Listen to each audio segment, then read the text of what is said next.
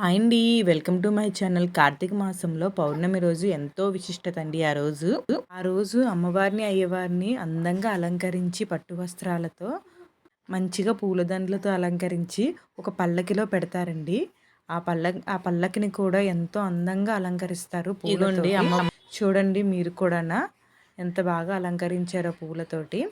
ఇప్పుడు ఈ అలంకరించిన పల్లకిలో అమ్మవారిని అయ్యవారిని కూర్చోబెడతారండి.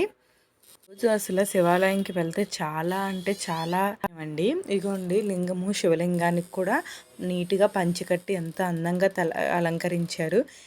ఇక్కడ బయట అండి తెప్పలు వదులుతారు కదా, 364 ఒత్తులు పుష్కరిణి అంటారు కదండి. ఇగోండి పుష్కరిణి. ఆ రోజు సాయంకాలం 364 ఒత్తులు వెలిగిస్తారండి. ఇదేనండి నేను చెప్పాను అలా తోరణం. ఇది గడ్డి, ఇది కాటన్ క్లాత్తో నెయ్యి రాసి చుడతారండి.